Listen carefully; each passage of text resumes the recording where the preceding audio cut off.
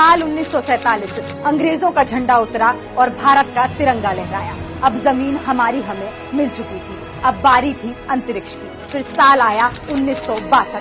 पंडित नेहरू के पास विजन था, दूरदर्शिता थी। उन्होंने भविष्य में अंतरिक्ष की संभावनाओं को देखते हुए इनकोस्पार की स्थापना की और अंतरिक्ष में तिरंगा फहराने की जिम्मेदारी सौंपी गई विक्रम साराभाई को।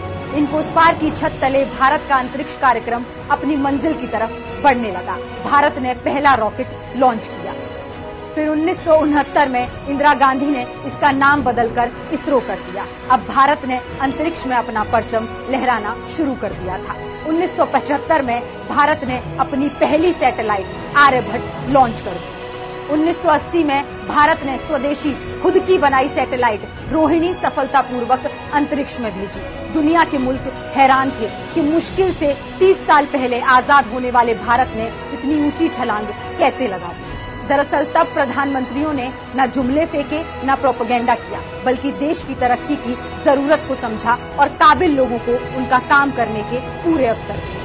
एक तरफ भारत धरती का भूगोल बदल रहा था, तो दूसरी तरफ तेज और सधे कदमों से अंतरिक्ष की तरफ बढ़ रहा था। और 1984 में वो दिन आ ही गया जब किसी भारतीय के कदम अंतरिक्ष में पड़े और वहाँ से आवाज आई, सारे जहां से अच्छा हिंदुस्तान हमारा। भारत लगातार इतिहास रच रहा था।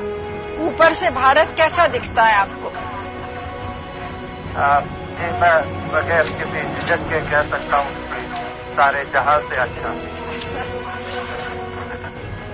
अंतरिक्ष की इस यात्रा से भारत ने चांद की तरफ कदम बढ़ाते हुए 2008 में मनमोहन सिंह जी के असरदार नेतृत्व में चंद्रयान 1 लॉन्च किया। चांद के 3400 चक्कर लगाते हुए भारत के चंद्रयान ने चांद पर पानी की उपस्थिति के ऐतिहासिक साक्ष्य इकट्ठे किए। चंद्रयान एक भारत की चांद यात्रा में मील का पत्थर साबित हुआ। अब भारत रुकने वाला नहीं था। अब भारत का हौसला बुलंद था और नजरें सिर्फ आसमान की ओर उठी हुई।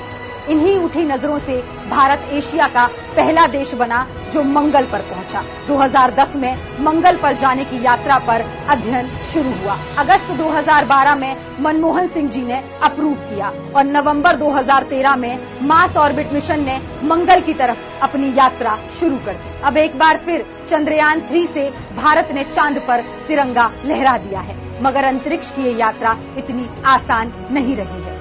1975 में आर्यभट्ट से शुरू हुई इस यात्रा ने रोहिणी से लेकर राकेश शर्मा और चंद्रयान से लेकर मंगलयान तक कई सीढ़ियां नापी हैं। तब जाकर चांद का रास्ता निकल कर आया है। आज भारत गर्व से कह सकता है अब चांद दूर नहीं है। इसका पूरा श्रेय जाता है देश के पहले प्रधानमंत्री पंडित नेहरू को, जिनके विजन ने हमें चांद तक पहुंचाया।